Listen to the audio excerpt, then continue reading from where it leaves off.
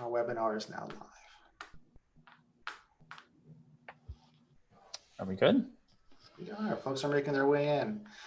All right, everybody, we'll get started here shortly once we have a few more folks make their way in. So just hold for a few minutes for us. Thank you.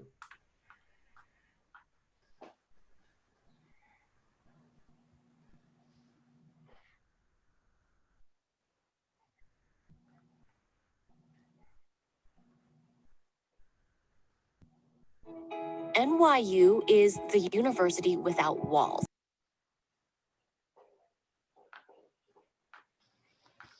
That is true.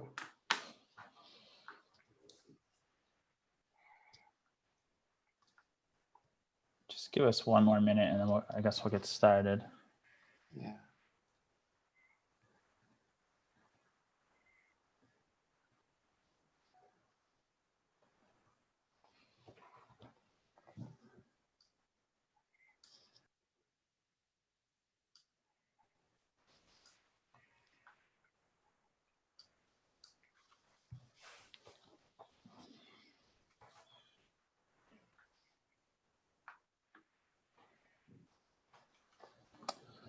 Okay, why don't we go ahead and get started. Good afternoon, everyone. It is so great to have so many of you here. I hope no one's having any technical difficulties. I know some people are still joining the event, but as folks trickle in, we'll sort of get started. I just wanted to welcome everyone to the first ever virtual Alumni and Parents and Families Weekend. My name is John Burdick. I'm one of the associate directors in the Office of Student Success. We have a full house today, so we really have the all-star team here. So I'm going to have everyone take a moment to introduce themselves.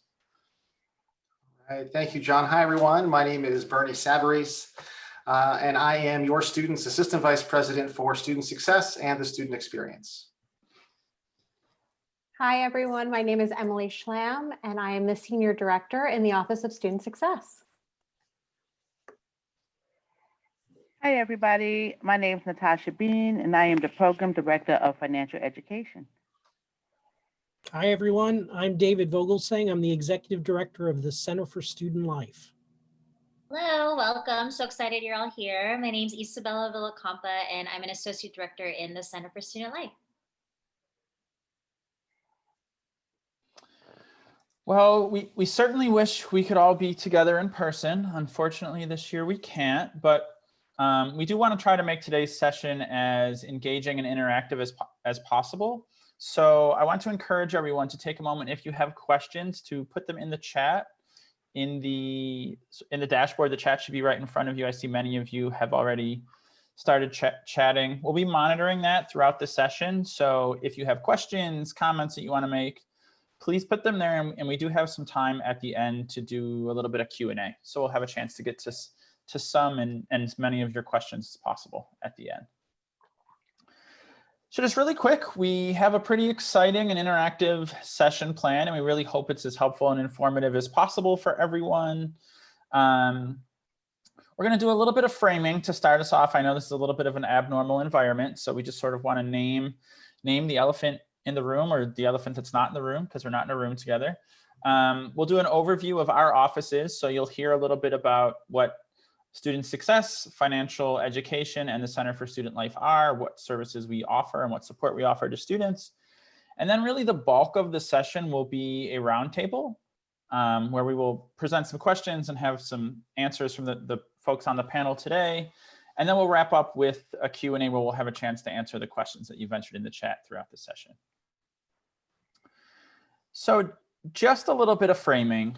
Obviously, this is an abnormal year, an abnormal semester for everyone. This is not the context that we wanted to be in. Again, we would love to have been able to be in person, to share a cup of coffee with everyone, to really have a chance to get to know everyone up close and personal. But that being said, we wanted to just kind of name and recognize that because of the new environment, this unique context we're in, there are some additional concerns that parents and families surely have about their students. And we just wanted to name that up front, so we didn't have all of those concerns going into this session. As I'm sure you know, and we want to reiterate today, the health and safety and wellness of your students at NYU is our utmost priority. That's the reason this semester has been planned and designed the way that it is. We're doing everything in our power as a university to make sure students are safe and well, while still being able to engage and learn as normal as possible.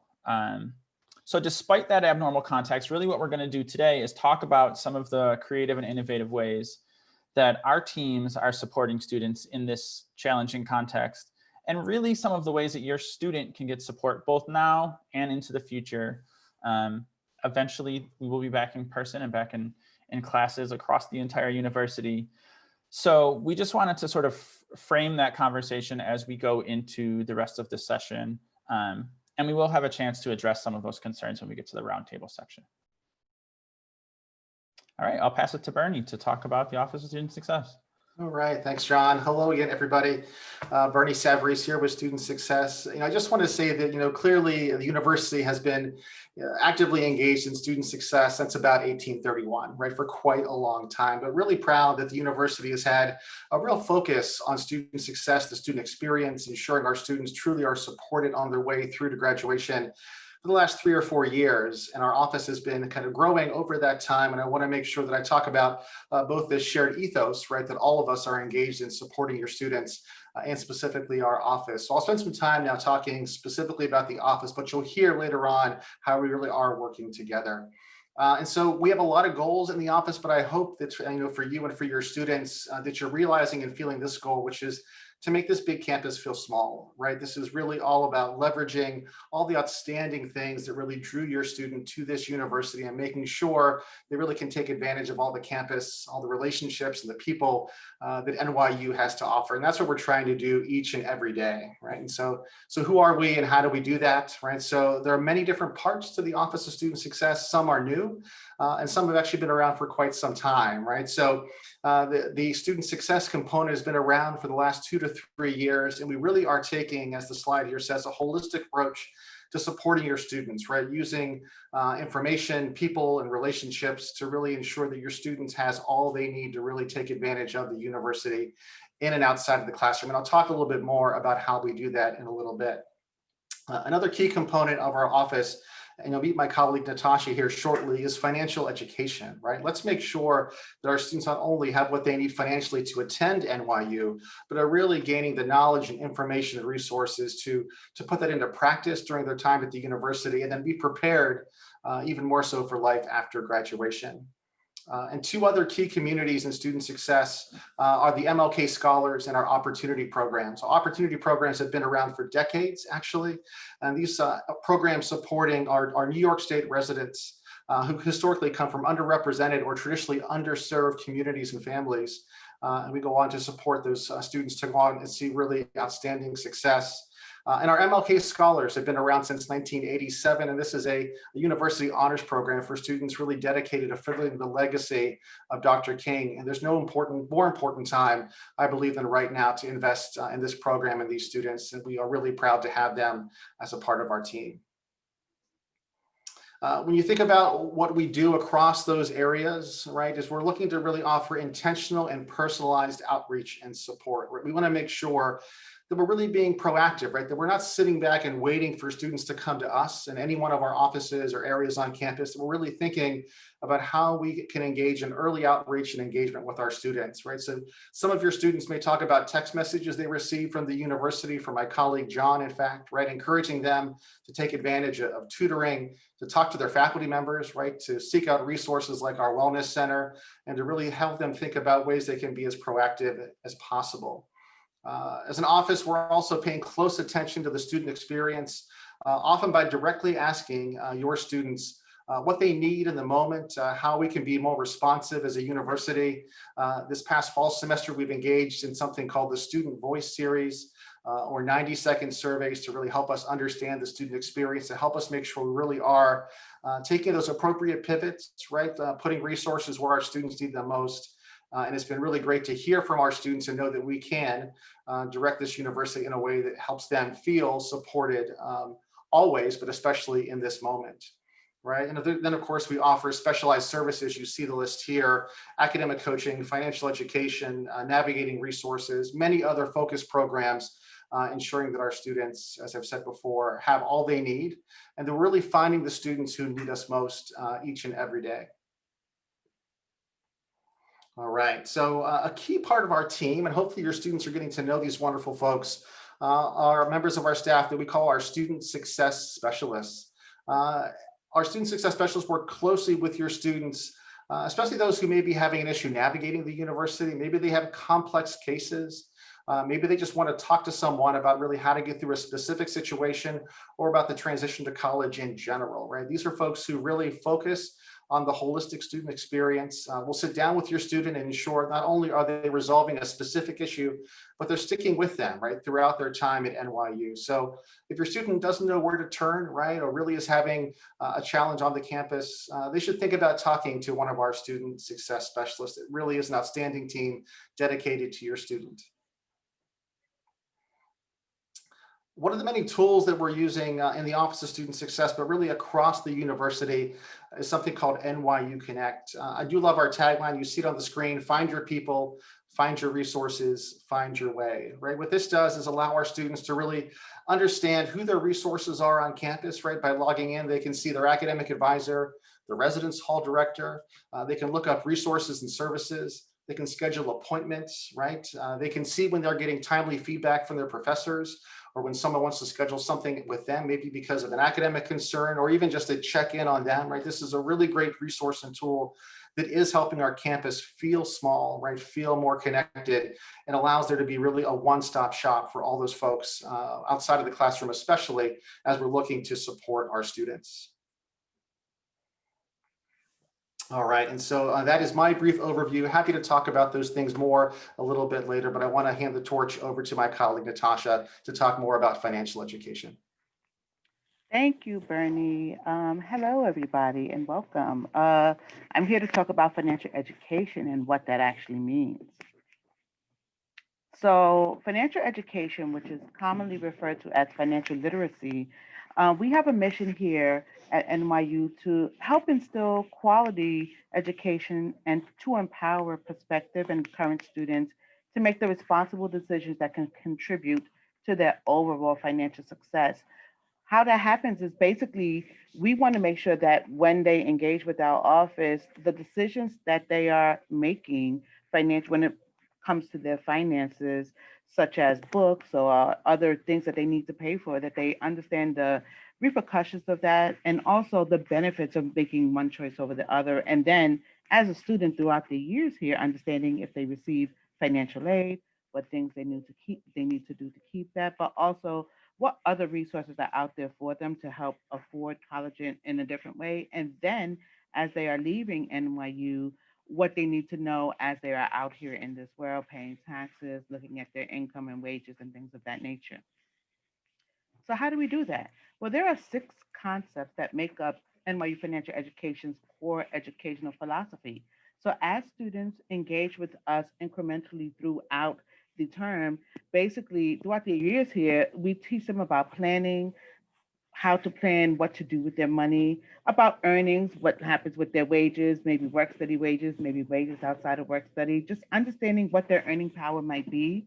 We talk to them about savings and investing, and once they have wages, growing their personal assets and understanding the different financial institutions that are out there that they could be utilizing.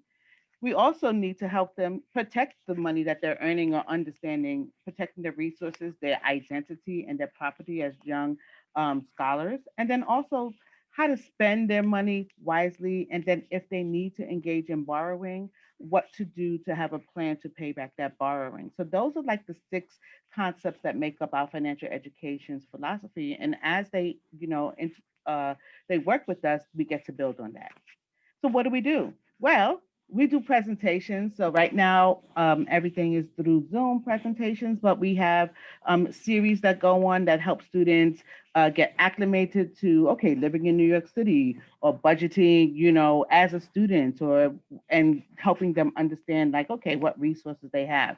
We have workshops where we work with students to actually create budgets and have them go through their resources, so that way we can say, okay, here's where you can make some adjustments in your financial literacy world.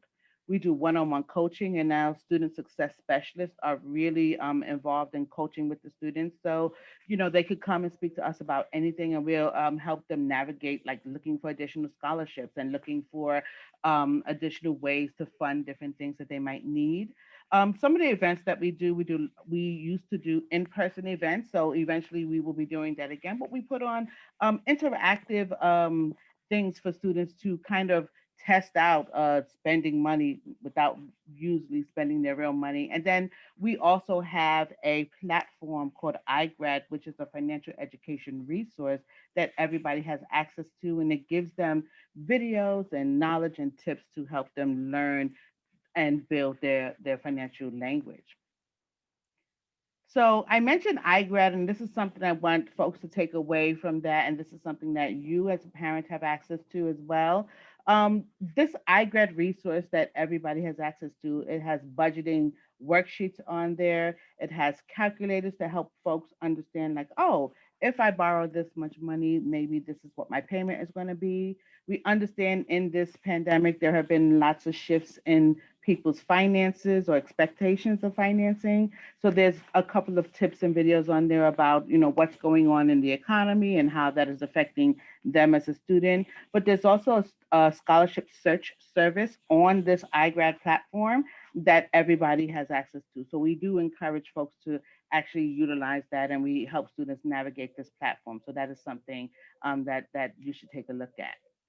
But what would we want you as parents to do? We want you to encourage your student to engage with us at any point throughout the year that they may find themselves in some kind of financial quandary.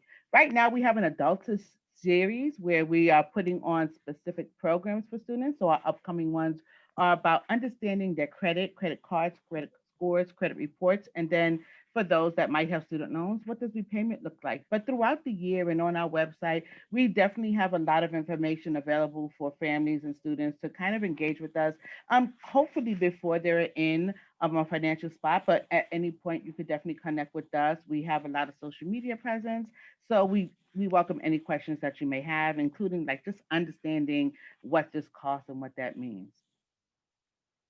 With that, I'll pass it over to Isabella.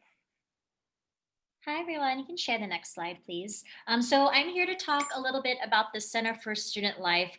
Complementary to the amazing academic experience of NYU, there's so much to the college experience that happens outside of the classroom. And that's really what we're here for, is even when I look back at my own college experience, yes, I loved my business degree. And at the same time, I think about the sorority I joined that gave me the networks that I still use today, a decade later, for opportunities in my professional life. The friends that I made in clubs that I got involved in that were those friends that sat with me until 3 a.m. studying for our midterms and our finals. And so there are so many different things offered at the university so that your student can find their own community that's going to help them be successful and supported through their time at NYU. So we're just going to share a little bit about those. Next slide, please.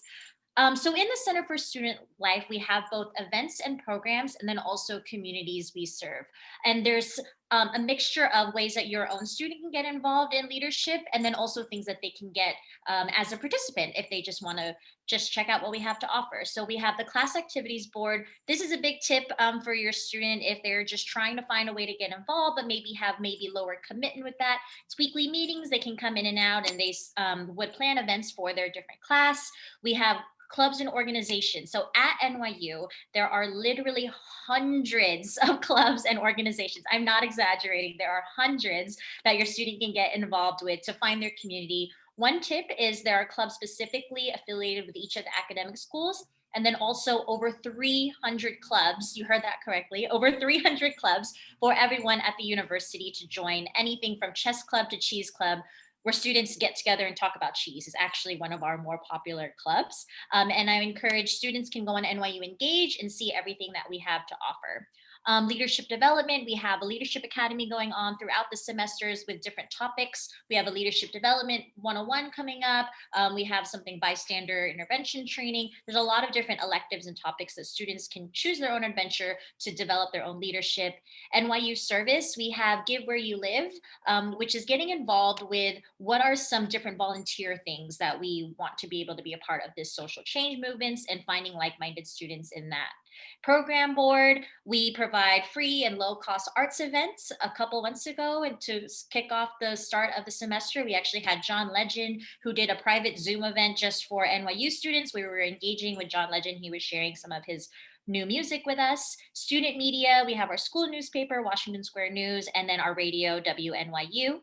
Student government, I know a lot of our students were involved in maybe a high school version of student government. Our student government here, there's a lot of different committees that can get involved with different topics that students might be passionate about.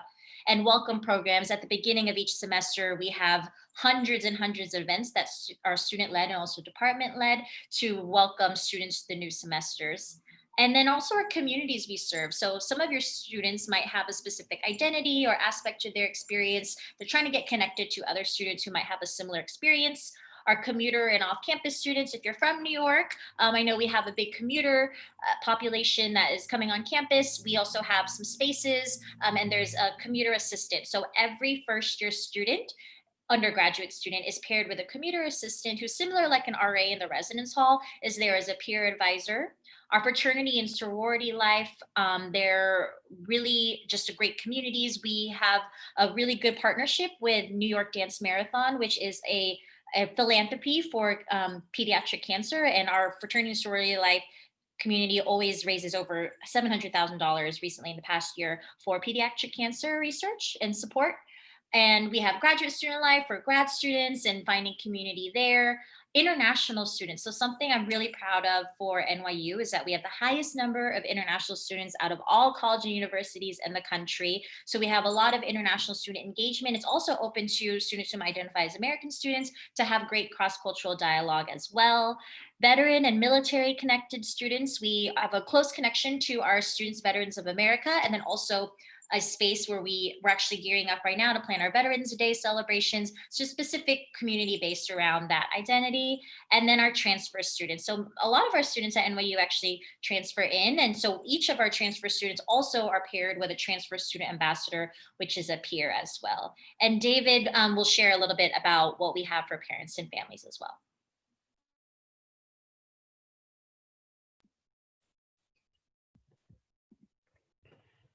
Hi, everybody. David Vogelsang here. So one of the things that we do in the Center for Student Life is offer a monthly parent newsletter. For those of you that joined probably last year or in previous years, you know that you've probably gotten a lot more messaging than normal, and for some, probably not enough. So we try to balance what we send out and use this as an opportunity to help keep you connected.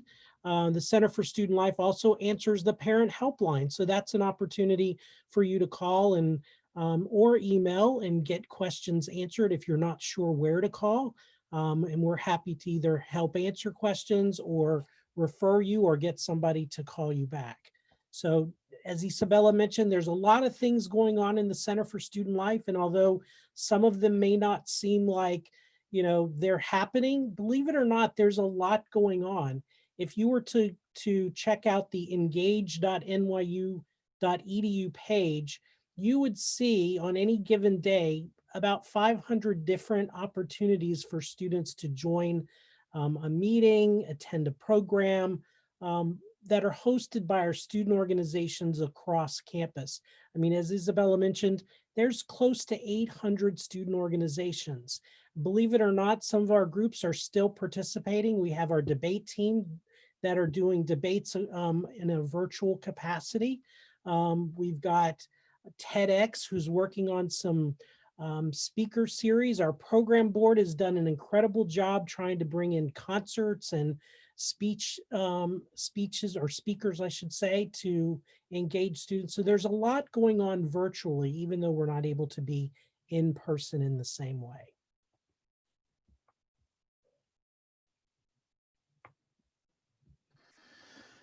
Thanks everyone for the updates. That was really great. And like I said earlier, we'll have more chance to dive deeper into these resources as the session continues. But that being said, the Center for Student Life, the Office of Student Success, and the Office of Financial Education are just 3 of the many resources across NYU that are really here to make sure your student is as successful as possible while they're a student. Just to quickly plug a few of the other resources that are being offered on campus, we have a host of academic support and tutoring resources. This includes the University Learning Center, the Academic Resource Center, the Polytechnic Tutoring Center. Those are some of our larger academic support resources. There are community building resources across campus, whether it's the Center for Multicultural Education and Programming, the Center for Global Spiritual Life, support for students in the military or veteran students. Just to run through a few of these other support resources, the Health and Wellness Center is doing everything they can at this time to keep your students safe and well during this challenging time. We have other financial support resources. All of this is just to say that these are just a small sampling of the many resources we have here at NYU. All of these resources have pivoted to offer their services either in a safe, socially distant way or in a virtual environment. So none of the services have been lessened or decreased. They're just being pivoted to being offered in a different way. So we would strongly encourage your student to not only be proactive in seeking out these resources, but if at any point they're having trouble in not knowing where to go, we would also really actively encourage your student to reach out to one of our teams, in particular the specialists in the Office of Student Success. And really our job is to help students navigate this large university and find the appropriate resource for whatever your student's particular context or situation is. So just know that if there's something a student needs, it's here somewhere. All right, and with that, I will pass it to Emily to get us started in our roundtable. Thank you so much, John, David, Isabella, Natasha, and Bernie. And thanks everyone for joining. It was really great to hear about all the different resources on campus. And we're going to dive in a little bit more to some of the questions that probably all of you are thinking about and want us to address. So we're going to have an opportunity to hear from Bernie, Natasha, David, and Isabella on a couple of key questions. And we'll have an opportunity at the end to field some of your questions that I know you're dropping in the chats. And we'll have that opportunity at the end. So I'd like to pose our first question to Bernie and David. What tips do you have for family members to be advocates and allies for their students? Bernie, let's start with you. Thanks so much, Emily. Yes, and if for those who have maybe heard me on an admissions session or two, right, whenever I talk about this really important question, what I always start with is reminding our students that asking for help really is a sign of strength, right? I think so many of them were very successful in high school. Maybe they were the students that others went to for help, right? And so asking for help may not be the first thing on their mind, and they think they can really push through, right? But what you've heard today is that there are so many outstanding people. And if you remember nothing else, right, remember that NYU really cares about your student, your individual student and their success and whatever they might need along this journey. So I'd say asking for help really is a key first step. And that there are outstanding people, academic advisors, the folks right on this call, our faculty, who really are there for them. And we can talk more about how we're helping our students make those important connections. But that would be my first one. And I want to also turn it over to my colleague, David.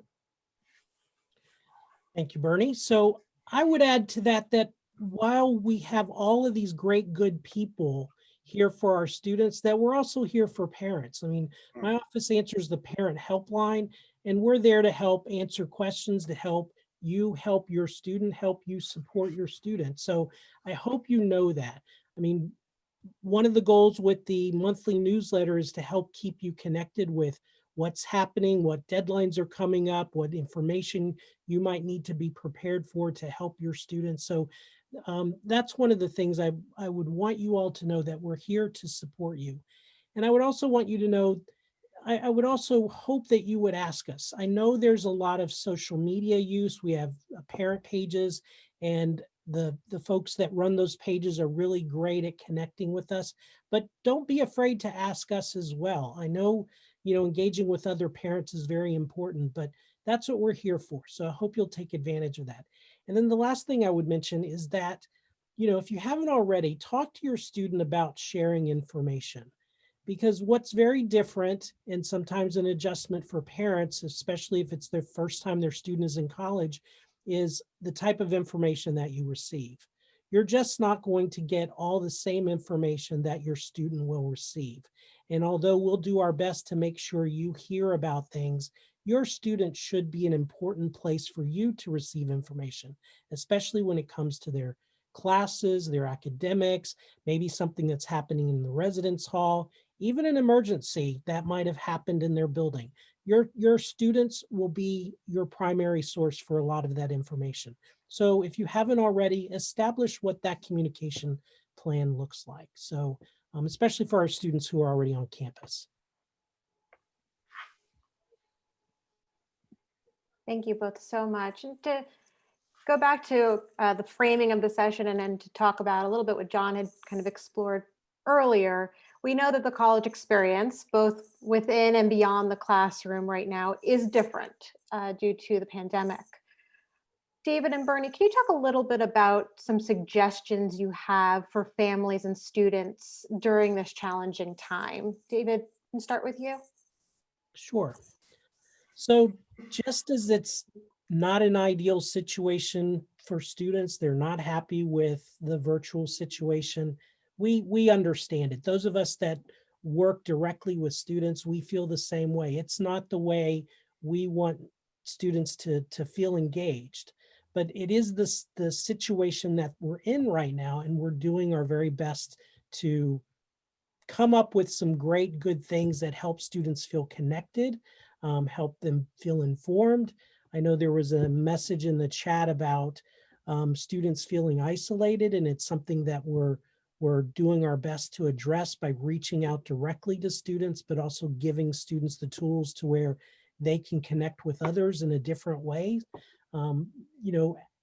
At the foremost, or at the top of all of this, of course, is the safety of our students. I mean, that will always be paramount in the decisions that we make.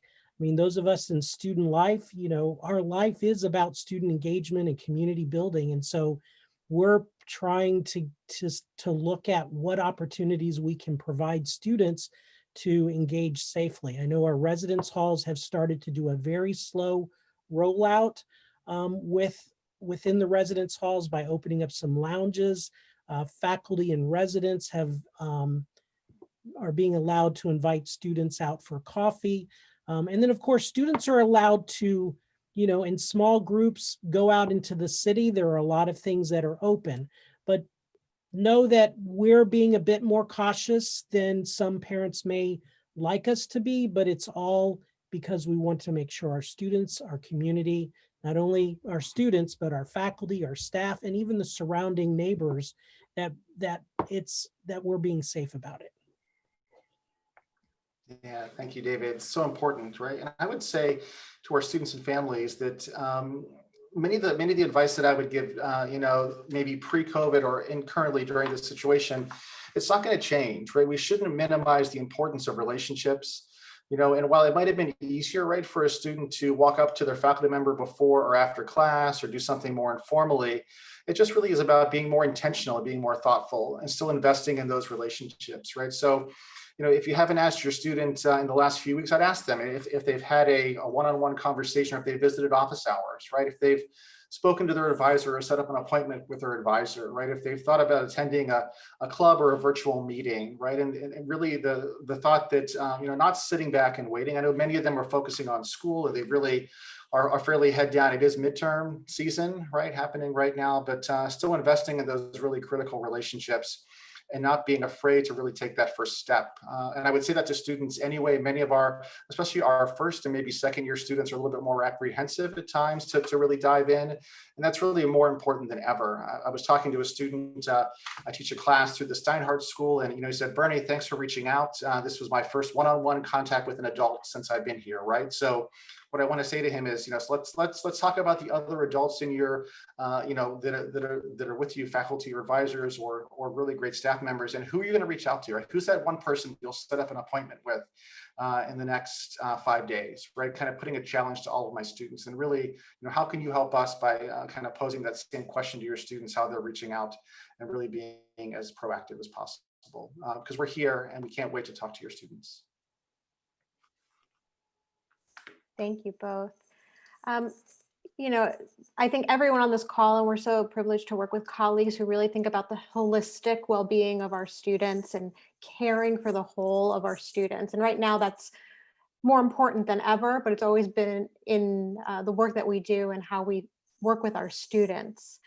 David and Natasha, you work in areas where kind of the holistic wellness of students is at the forefront of your work.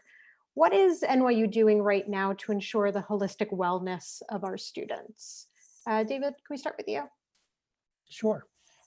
So I was mentioning this to Emily recently, that it makes me think of my student development days and this sort of wheel with spokes on it and all the different ways that we try to, help a student succeed in the college campus, right? So I think about connections to make friends and to develop relationships. And we're doing that through meetups and hangouts and chats. We have cohort groups that bring students together. And of course, the classroom. So academically, as mentioned earlier, we have our academic resources that are available through students. Religious and spiritual life, although it's not what students are used to, and nor even our chaplains, we are providing those opportunities for students to feel fulfilled in those important parts of their life, right? Living in residence with our RAs and hall councils. It's not the experience they're used to, but we are trying to engage students, connect them. Our RAs have reached out individually, one-on-one with each of their students to connect and do interviews to help them feel like, or help them understand that there's somebody there for them. And this week they're going to be painting pumpkins. It may not seem like that big of a deal, but we are trying to do some things to connect our students. And then of course we've got an incredible wellness exchange with professional counselors that are there to listen to students 24/7, whether they're homesick or feeling lonesome in their room, or maybe they're just stressed because they've got a final coming up and they're not used to, having to write a paper as long as the professors ask them to do. We have incredible people that are here for them. And of course, we can't forget our faculty. Sometimes students feel afraid to talk to their professor, and it should be the last thing they should feel. We want them to engage with their faculty. We want them to connect. Right. And I think the faculty member sometimes is just as afraid to connect with the student, but they're in this business because they love to teach and they love to provide these opportunities for our students. So there's just so many ways we're trying to make this holistic. And even though we're virtual, we're doing everything we can to connect students where they are, when they need it. And, and I would say for you as a parent, if your student is saying to you, I'm feeling lonely, call us up. We'll do what we need to do to connect a student. We'll even do it in a way where they don't have to know you called, right? Exactly right. This happens all the time. So please use us. Yes, definitely. And in addition to all that, David did mention that, like, even within the residence hall, some of them are able to open up small gathering spaces safely for people to socially distance. As Bernie mentioned, even with student success, the specialists are intentionally reaching out to connect with students to just check in and just see how they're doing, and making sure that, hey, there's somebody here just to, listen to you. Even so far as with the surveys that were sent out to students for the student voice, we are actually listening to what they're trying to say to us, and asking them directly, like, hey, what's going on? So that way, we can understanding, hey, if we have to shift, we will, to kind of help them navigate this system. But really, like Brittany mentioned, even the connect button, if students aren't aware of where to go or they're just lost, the connect is something that they should definitely do.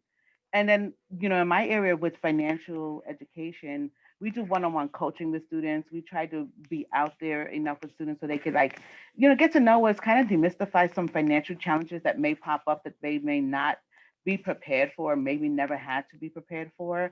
And we just try to make sure that students are aware of the different things, like if they might be all of a sudden and experiencing, some insecurity around food, there's a place where they can go for that. If there is something that happens due to their technology, there's some resources available for that. So we just want to make sure that, if a student doesn't know, because we don't expect them to know everything right now, but we are all here to help the students figure out what to do next. Thank you both so much. Isabella, you talked a lot about all of the different opportunities on campus, hundreds and hundreds of opportunities for our students to get connected with each other and make meaningful connections. Can you talk a little bit about, obviously this context is different and we've kind of talked a little bit about the virtual aspect, but can you talk to us about how students can make meaningful connections across the NYU community despite having to remain socially distanced right now? I love this question because I feel like it's an opportunity to bust a myth. And I just can't emphasize enough that it is absolutely possible for students to make and maintain meaningful connections right now, even in this new reality that we're in with socially distant and everything. It's absolutely possible. It just takes a little bit of skill on the student part to be proactive. And that's what I'm hoping you walk away from this today, is that the opportunities are there, but maybe our students, they just need a moment of encouragement from their family and their friends and us as administrators to kind of help them, guide them of how to do that. So I'm going to share a link in the chat. I encourage everyone to watch it later. This video was created by our peer leaders, so students themselves saying, how do I make friends during a virtual world? So I should say I would answer this question 2 different ways. For students who may be at home and trying to make connections with the NYU community virtually, like we said, we have all these events. So the first step is to go to an event, sign in, talk to your students, say, go to something. I'm hearing you feel isolated. Click the link. All it is a Zoom link. Just click link, go inside, and then they'll see someone. We have peer leaders who are just thirsting to meet new students and make them feel welcomed. And so our students leaders are there. They're very cool. They're very fun. They're engaging. They play all these fun games to get students to meet each other. The second step, your student, this is very normalized for this generation. See someone you might have connected to, you think they dress cool, you like their background, you want to be friends with them, and just send them a direct message and say, hey, would love to connect more. Do you have an Instagram? That's like the best tip I could give students, is ask someone, do you have an Instagram? They say no. It's like, do you have an email? They probably have something else. TikTok, who knows these days? So that's the second step. Ask for their contact information and then just be a human. They're going through just, I think, normalizing that other students are feeling the same thing that they are. So if your student can be that proactive one who's just like, hey, how you doing? Wild times, 2020. They're like, yeah, wild times. What have you been up to? And just chat and be human. I have so much confidence that our students can make friends. They just have to be that person that goes for it. And then maybe they have another virtual event, like, hey, I saw this other virtual event happening. You want to go to this with me? Yeah, let's do this together. And then at the same time, for those who are in New York, I'm currently in Manhattan.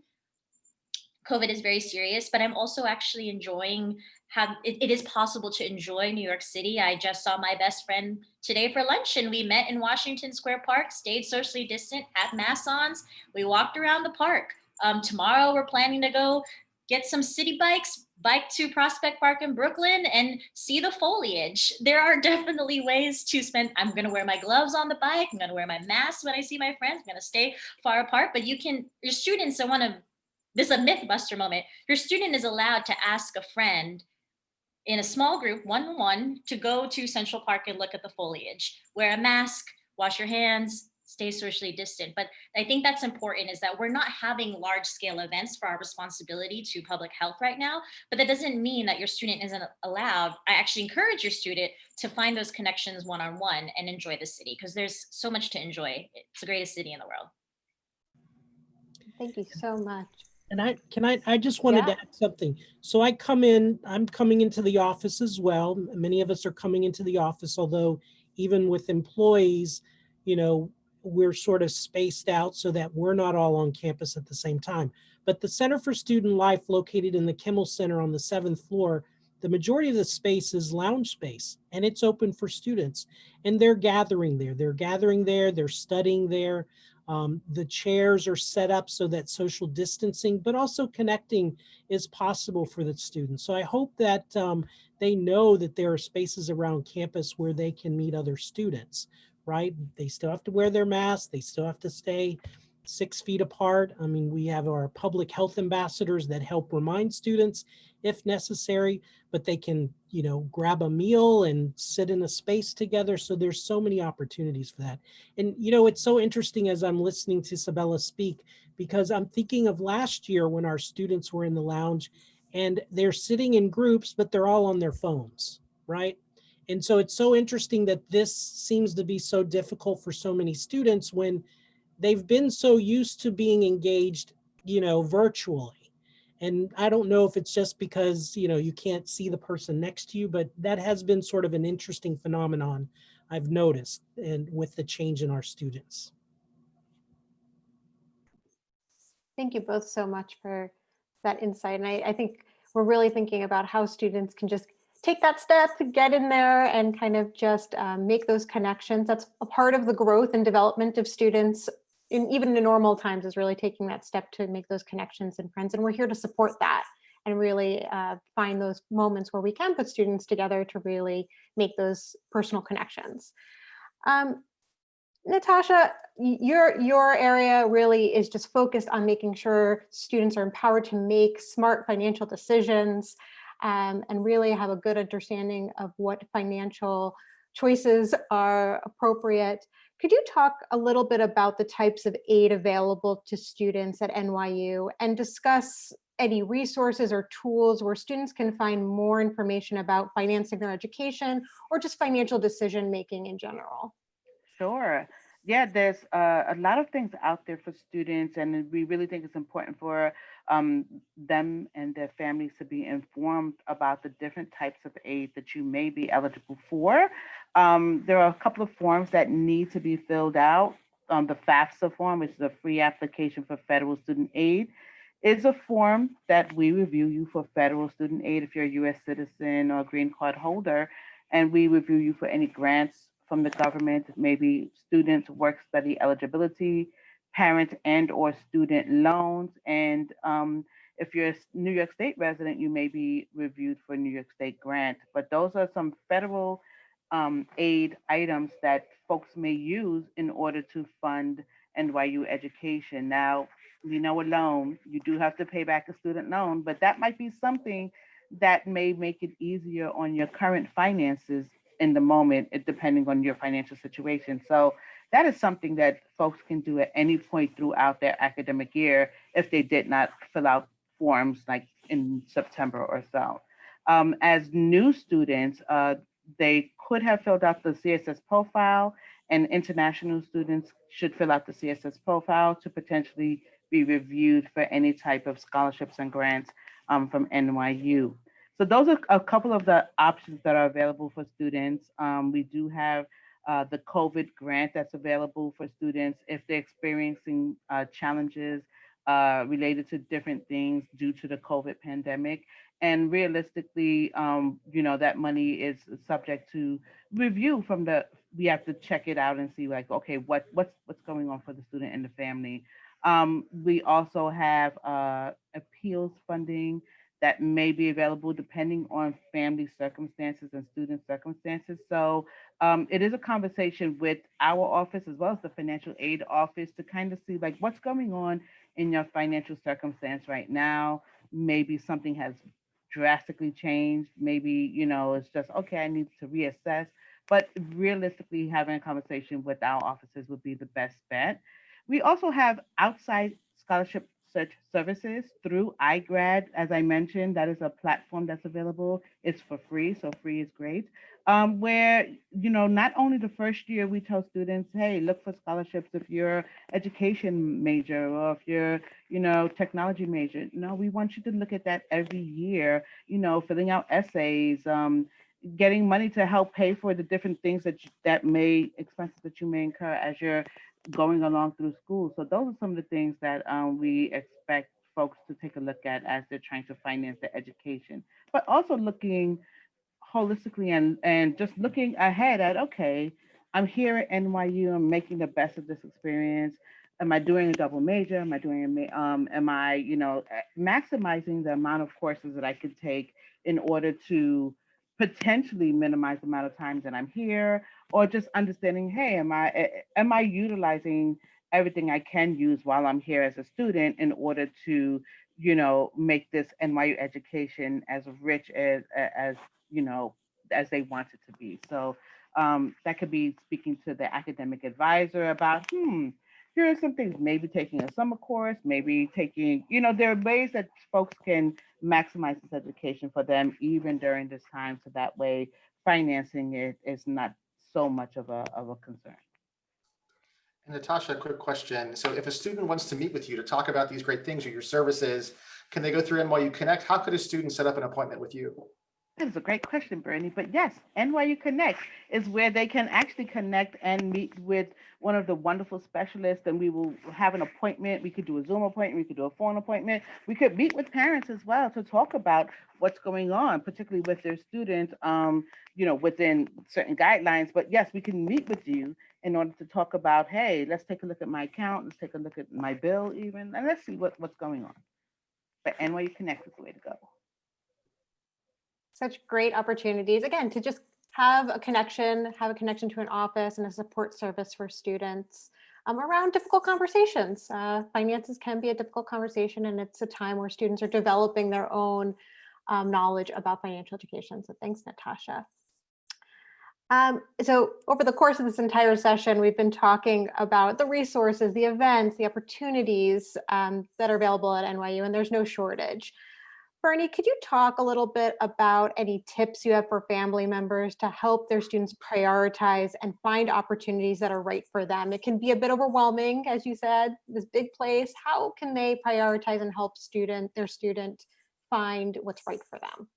Yeah, thanks, Emily. What I love to say too is, so we know students, right? Many of us have degrees where we've studied college student development. David referenced that. So we know students, your student, right? And so I think it's really having that conversation with your student to figure out where those opportunities are for them, right? Is it that they're thriving and they want to, take that next step and get involved in undergraduate research or something to that degree, right? Is it that they are, doing really well socially, but really need to dig in academically? We know that the rigor and the pace and level of challenge can be different as they transition from high school to college. Right? Or is it academics are going well, but really, as someone noted in the chat, right, it really is this sense of community and loneliness that might be hitting them hard right around now, which we know is difficult in general around this time of year, but might be heightened. Right? So it's figuring that out, right? And then knowing, okay, where do we turn, right? Talking to your student, do they know their resources? Do they have a sense for what those opportunities are for them? And if they say no, first of all, that's okay, right? That's why we're here. And I would say, as folks have heard today, if it's about getting connected and finding community, maybe they're reaching out to David and Isabella, right? If it's talking more about finances that are really stressing them out, it's reaching out to Natasha and maybe searching through NYU Connect. And if they aren't sure where to turn, as we said earlier, it's saying, have you spoken to your student success specialist, right? If you reached out to the Office of Student Success, let us help you figure that out, right? So the entire burden of what that next turn has to be or what office to find doesn't have to be on the student or really even on the family, right? They know that there are some key offices here to really help their students navigate the university and really tackle these larger areas and these larger themes. But we're all here, and I'd hope that really figuring out kind of what's that issue for your student and letting them know and letting our family members know, right? That we'll talk to you as well, right? The Office of Student Success, student is in the name, right? But we know that families are a key resource. So we'd be happy to work you through that, to talk you through that as well. Maybe you're not sure how to best help your student.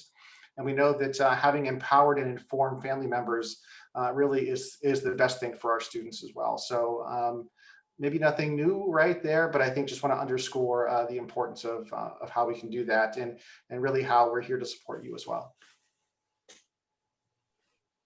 Great, fantastic. Thank you, Bernie. I think we've talked a lot, and we've kind of covered a lot of ground very quickly, and it's a lot of great information for families as they're thinking through what's the best way to support their student. But are there any last takeaways for any of the panelists to kind of provide insight or about a piece of advice you have for family members right now, just given the challenging context that we're in? What's a piece of advice that you have for family members? I'll go ahead and get started, right? So I would just say just the importance of listening, right? I think of many family members who I've spoken to over the years, and they'll call me because they would have just spoken to their student, right? They'll say, Bernie, I'm really worried, right? My student Emily is really stressed. We just had a half-hour conversation, right? Can you reach out to Emily? Don't tell her, but can you reach out to Emily, right? So we'll reach out to Emily and check in. And we'll say, Emily, how's it going? And she'll say, well, I was really stressed, but then I talked to my mom. I'm feeling really great, right? So, what you may not realize is those moments are really just moments to decompress, right? To really share their stress. We know that they appreciate you and your time and the advice you give and how you help to work them through, support them through situations, redirect them towards people and resources who really care. But this can be a stressful time, right? But know that you're not in this alone. We're definitely here to support you. We're here with you. Please send them our way. If you've heard nothing else, that there's some really caring people here who want your students to thrive at NYU.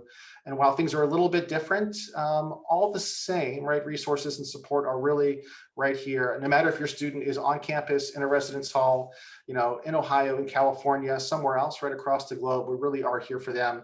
Many of our students have said how easy it is to access support, right? Before they might have to, hop out of bed, hop on a train, make their way to our office, right? Kind of navigate those pieces. Many of them can Zoom right in, right? And talk to us. They wake up, they're a little nervous, they have something going on, they need to talk to a tutor.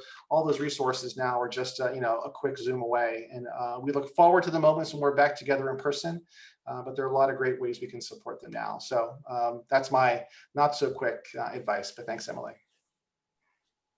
Yeah, I think my one last takeaway or advice would be to ask your students some questions. Ask them the questions that you want to know. I'm thinking in the realm of finances. Ask them, is their bill paid?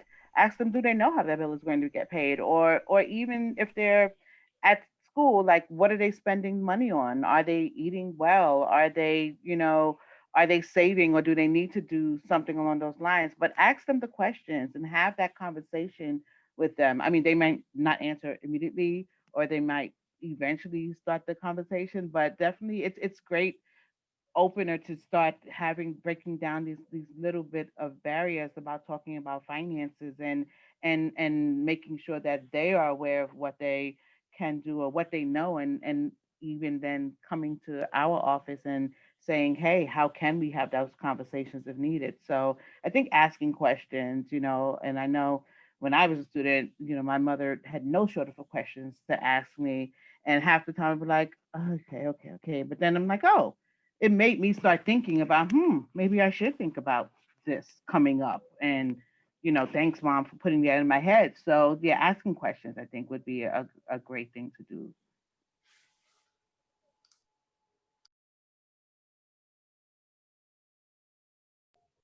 Can never find the unmute.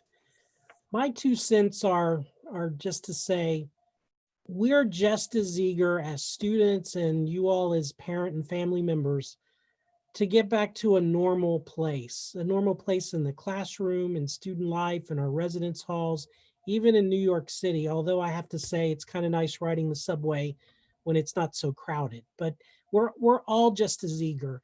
And if there's anything I want you to know is, just because you don't hear it from us when maybe another school down the road has already made an announcement, or a school across the United States has made a decision about what they're going to do, doesn't mean we're not thinking about it.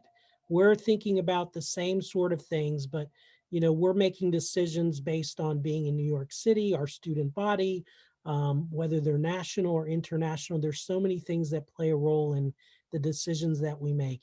And I can assure you that every one of us on the panel are making sure that our leadership is thinking about these things as well.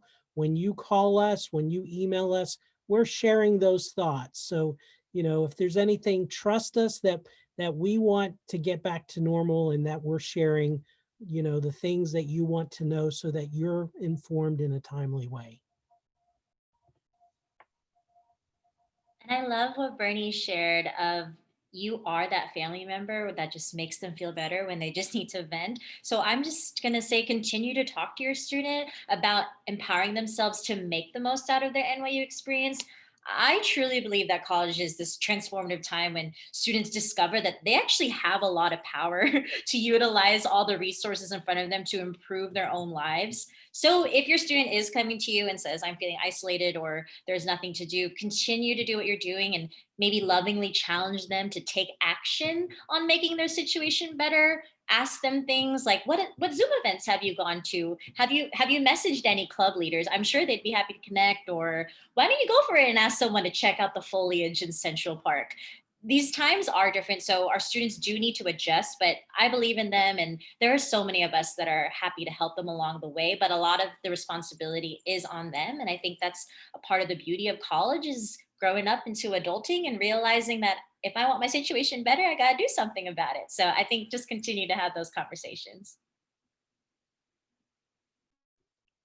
Thank you all so much for just wisdom and your support and your guidance. I mean, I think right now we are all, as David and others had mentioned, dealing with the same challenges and really thinking about innovative ways we can best support students given the context we're in. And as things evolve, we are trying and adapting and really trying to iterate what we're doing to best support students that are in front of us. So we do have some questions from some of our family members.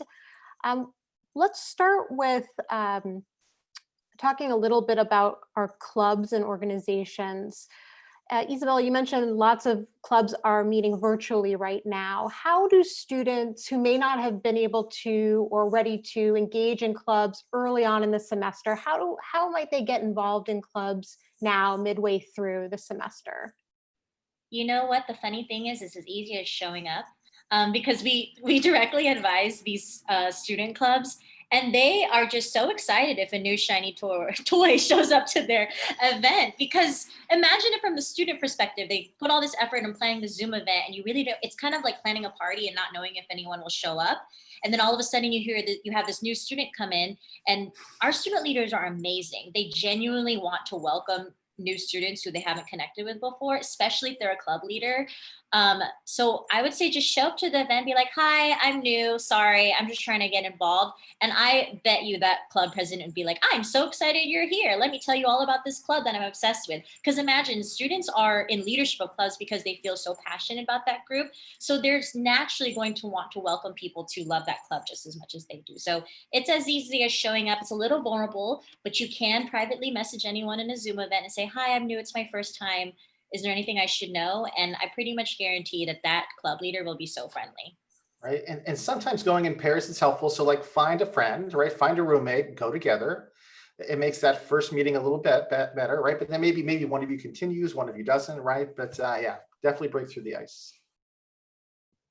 And I can tell you on our end too, is advising most of these organizations that if we hear that a student is shy and that's just something they're not going to do, we can always sort of help make something happen by asking one of the club leaders to reach out. So through NYU Engage, students can look up a club, they can look up events that the club's hosting, and they can just send an email. There's a contact button on the club's page where they can send an email. So there's sort of a passive way that they can reach out so that somebody reaches out to them. But the opportunities are there. Great. And David, as you mentioned, Engage, could you talk a little bit more about what Engage is more broadly for family members? We had a couple questions about what tools are available to students to meet other students or get engaged with community. So if you could just give us a little bit of context about Engage and kind of how robust it is for our students. So NYU Engage is a club management tool. So it's used in two ways. And in the background, it's used with clubs to manage their membership, to host events. to spend money because they all get money to spend. So they have budget processes and whatnot. So on the back end, it serves as this management tool to help them be organized and sharing out what they're doing. On the front end, it's a place where students can, and even parents, you can see publicly the things that are going on, but when a student can see the same thing, but when they log in, they'll see even more opportunities because not every event is open to the public or publicly promoted. So there's even more things for students to do. It's a way to bring together all of the organizations on campus. So the Center for Student Life advises about 300 student organizations that are all university. But the Stern School of Business has their own sets of clubs. Tisch School of the Arts has their own, liberal studies. There are school councils in every academic school. So this is a way where everybody can come together. It's also an opportunity where students can search by themes, by interest, by branch, and by branch is where we, the name of a school, for example, or a department that might host something. So there's any number of ways that students can sort of find a way to connect, find their niche across campus. And we launched a new version of it this year, and it was, incredibly timely that we did because it's so much better than our previous Engage. So, and students are using it. They're in it, and so is the programming. Great. Thank you so much for that. One of the questions that we received is talking about, that while there are some students on campus, we do have students who are remote and taking courses across the globe. How can students who are maybe not physically on campus find other students in, either their academic year or their school? I know, Isabella, you mentioned committees and clubs that kind of are associated with those different kinds of categories. Can you talk a little bit about, specifically for remote students, what you would suggest as good starting places to find other students who may also be either maybe regionally or in other kind of categories that their student may find good fits for friends or social activity? What's interesting? I feel like the thing about 2020 is that I don't know if there's as much of an identity when it comes to the virtual events. Are you in New York? Are you in California? Are you in Shanghai? Because we're seeing that at the end of the day, if you're in that Zoom room, then you're just in that moment together. So I think all the things I shared earlier of showing up to the events and just making that connection would apply wherever anyone is. The maybe specific piece of that is just being proactive about that. I know I was visiting my parents a couple of weeks ago, and when you're in the hustle and bustle of the home, it can be easier to kind of get lazy and be like, I'll just watch TV with my mom. So I think it's almost that conversation of, it takes a little bit of effort to say, hey, if I'm really looking to engage in the NYU community when I might be distracted in my home life, to make that time, put that information in your calendar and make time for it and commit to it. Great. And I would add to that we've also been encouraging students, especially our club leaders who are all over the world, to think about time zones, because that's pretty important. I mean, we have a lot of students that are, across the world, 12, 13 hours away. So thinking about when they host events to where there are just as many opportunities for students, either in New York or across the world, to participate and attend. Thank you. We have a question about time management tips for students to balance school, social life, extracurriculars, work. Any tips that you have as panelists for how to navigate the time management conversation and really support students in kind of creating a schedule that works for them and is supportive for their learning and development? Yeah, so I have a high school son and a middle school son, and we talk about this all the time at home, right? So I think something that we think about quite often, especially for our college students. I think back to a student that I had many years ago. His name was John, and John was this pre-med major who really had an outstanding social life. Right, he was very involved in our whole council, in clubs across campus. And his roommates were sure that John was just not going to do well academically. John was way too involved in their point of view.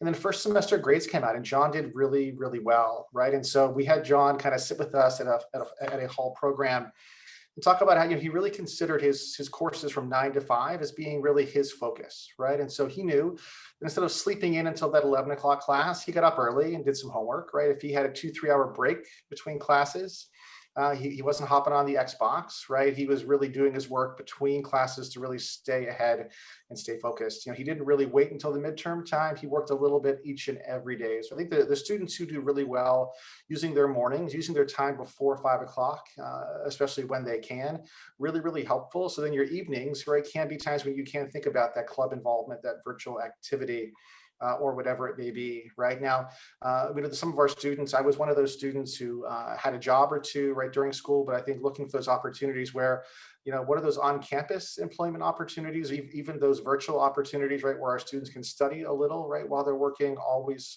key. But those are some things that we think of, right? How are we helping our students work ahead? How are we helping our students use their time, especially their daytime hours, effectively to really work studying in?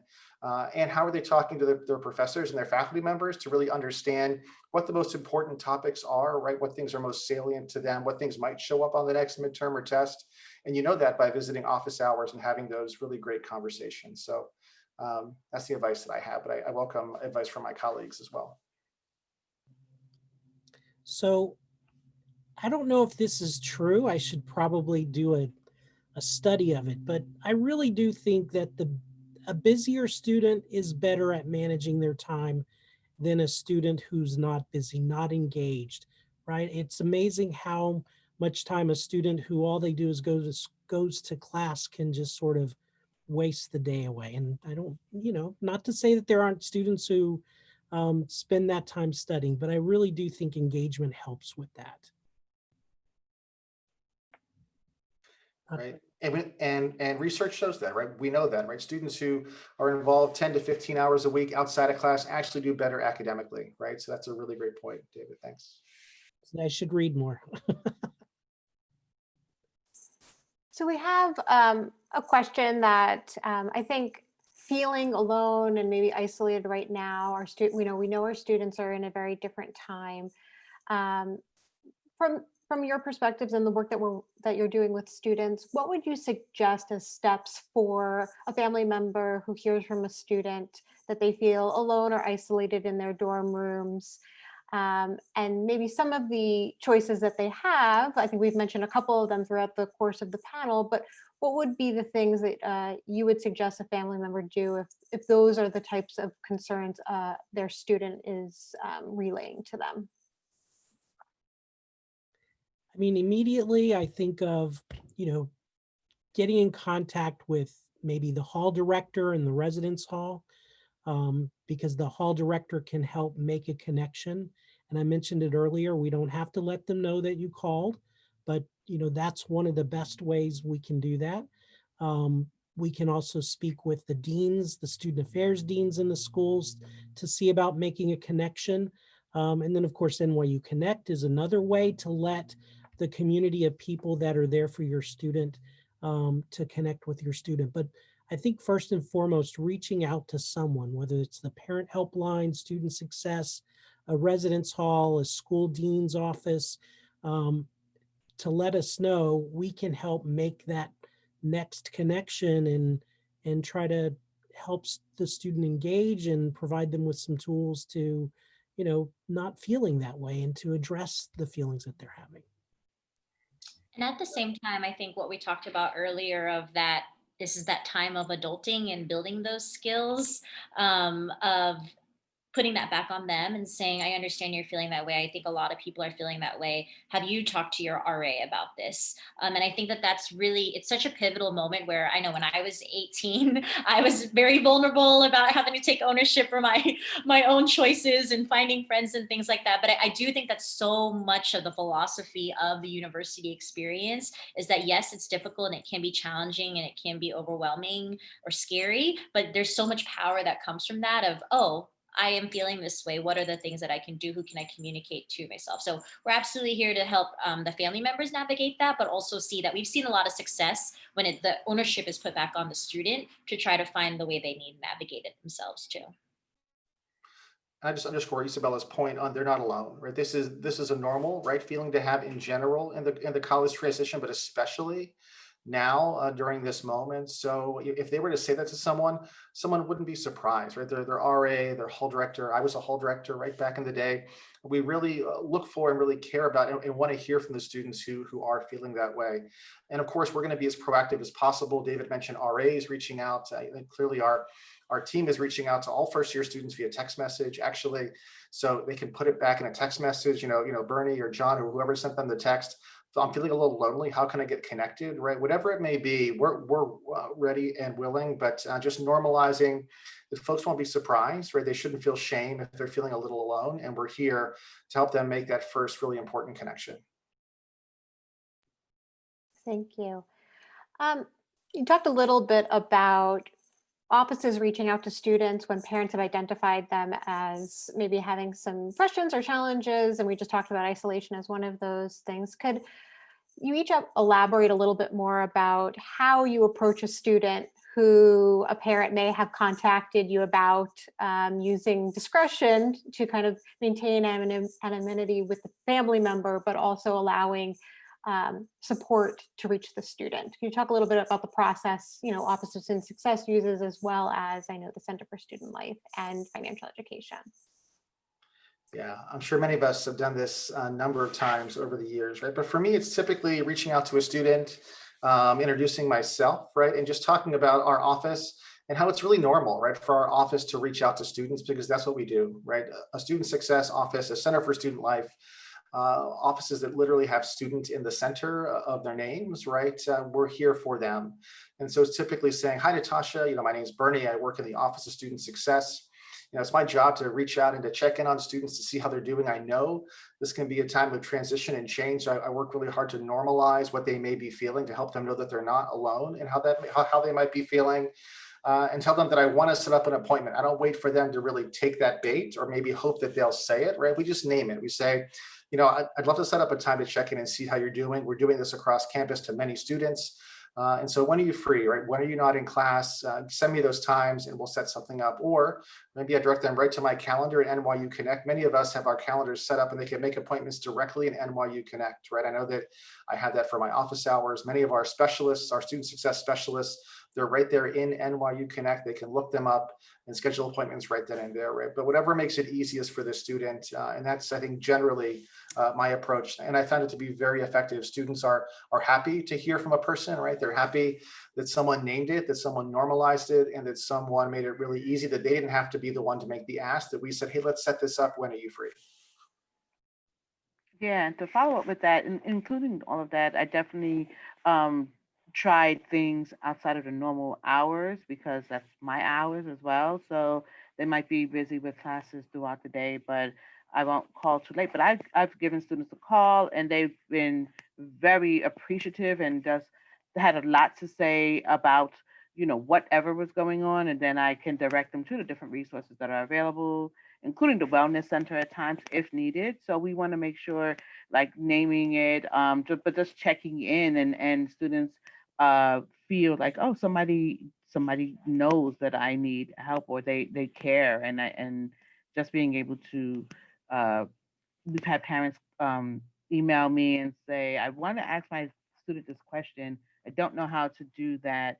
Can you find out? Now, as a administrator, I can find out lots of information, but certain things I cannot share back due to FERPA. I know everybody loves FERPA, or the Family Education Rights and Privacy Act. So I can speak to the student, and then I could most likely share things with parents that could kind of help them get to what they're looking for without. So that way their concerns are quelled as well. So, but reaching out to the students is what we do. What I would add is, the residence halls would do things similarly. Another approach that has also been successful is letting parents know that, we can probably find a student that would be willing to connect with their students. Say a student's at Tisch and film and they haven't met somebody. Chances are we probably know a student leader who's at Tisch, who's in film, that would be willing to have a phone call or a cup of coffee with another student. So we do have those connections as well, because students don't always want to connect with some of us old folks, or at least speaking for myself.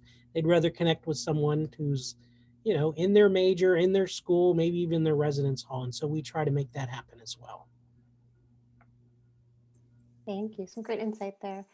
Isabella, we have a question from a family member who is a transfer student here and wanting to know the different ways that transfer students can connect with other transfer students or opportunities for them to be paired up with other types of students who are transfer students. Can you talk a little bit about the communities we have for transfer students?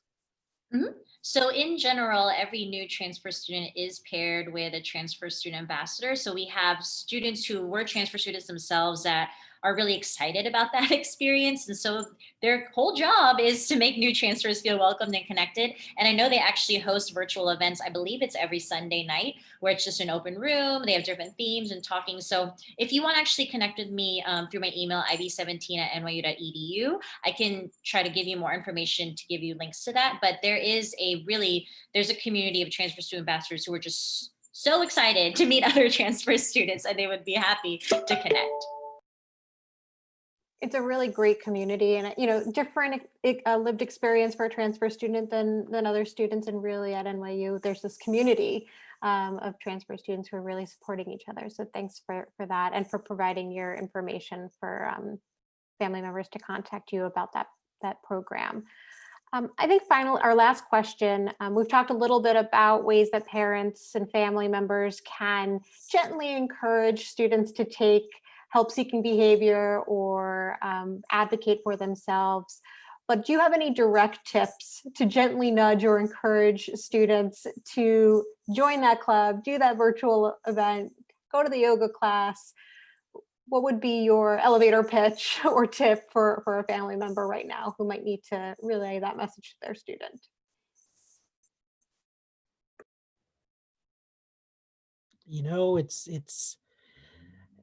It's probably the hardest thing about all of this, right? Is we have the opportunities and we're providing them and we're communicating them, right? It's those next steps. And, I think anything parents can do to get students out of their room, like I said, going to the 7th floor and sitting in the lounge or any space in the Kimmel Center, they'll meet other students, they'll see other students, right? In the classroom is another opportunity. So it's hard. And if students do need some help with sort of like trying to get out of that comfort zone, I mean, there's groups that are available through our counseling office that will allow students to connect with other students who are probably feeling some of the same stress and anxiety. So there's those opportunities. We want to encourage students, but pushing them, making them, that's hard to do because we can't really do that. We want them to do it on their own, and anything we can do to support them, and there's so many ways we can, is what I think we can do best at. Yeah, I think about my high schooler, right? And oftentimes I'll ask him to do something and I'll check. I'm like, is this one of those things where you just said yes so that I'll stop asking, or are you going to do it, right? And so we always do a check. I can kind of tell with his voice, right? But and sometimes what we'll do is we'll pull something up together, right? So maybe you say to your student, let's pull up Engage or share your screen. Let's look through it. Let's see what's going on. Or have you ever tried logging into NYU Connect? Let's look and see what different services are available. How do you make an appointment with a specialist? Let's make sure you know how to do it. Another trick I use with my son and students over time, right, is okay, so you're going to do it. Let's set up a time in like 2 or 3 days so we can talk about how it went, right? Let's have some kind of accountability appointment to know that you said you'd do it on Monday. So by Wednesday evening, let's check in and talk about how that club meeting went, right? A little bit of, so they have to think ahead, plan ahead, and hopefully they'll then, hopefully dread that call enough on Wednesday that they'll kind of push through and do it. They won't dread the call. Of course, they look forward to talking to you. And so I think about those moments, but I know that your students really want the best for them, as do you. And some of these moments are hard and awkward, right? But I think they know deep down that taking that risk, that reaching out, that connecting with people is really going to make the difference. This is why they came to NYU, right? To meet the wonderful people and fellow students that are here. And I'm sure they'll do it. It might just take a little bit of nudging, right? Thanks.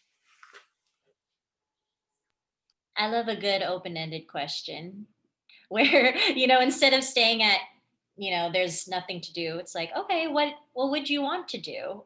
and they have to kind of maybe backpedal or provide an answer or even a visualization of what do you think they could do differently, so I love a good open-ended question to kind of get them to almost problem solve in the moment. I think that they will surprise themselves of what is possible if they're kind of forced to say it out loud.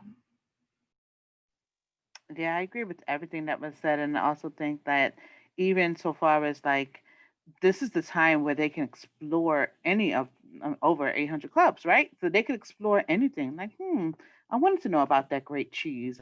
Sure, let's look at this club. Like, this is the time to just be wild with imagination of what they can do, and if there's not something out there for them in these clubs, which I highly doubt. I mean, I'm sure there's ways that they could get a group together to do it. So I think it's a matter of understanding like what they as students are really interested in at this point and exploring that. And they might think I don't like cheese that much, so let's try chess. I don't know. Yeah, there's a saying that the cool kids say sometimes, or shoot your shot, where where it's like, what's the worst that happens? Is you ask someone to hang out and they say no, then move on to the person next to them. I love that energy of like, what you might as well try, because the outcome is either they don't answer, you move on to someone else, or they answer and you have a great friend, you no longer feel isolated. So shoot your shot. That's a great way to kind of close this out. And I think it speaks to this, that family members can be a sounding board and a listening board for students, but there's no right or wrong answer, right, to joining or just trying something out. There's no prescription to this. That this all builds on a student's ability to develop themselves and become a person who they can look back and say, I had a really interesting experience. I tried some things out, didn't love everything, but I was able to find the things that really resonated with me and my interests. So thank you all for just such an enjoyable conversation and sharing all of your insight and tips and tricks of the trade. We do have, all of the offices represented here, and my colleagues, our office information. And as you've kind of heard over and over again, we're here to support you. We're here to support your student. Please don't hesitate to reach out, to send an email, just ask your student to send an email. That's why we're here, and we really want to engage with your student and you. So thank you so much for joining us. We hope you have a great Friday and rest of your weekend. And with that, I will say goodbye. Take care. Good to see everybody. Take care. Oh, whoop.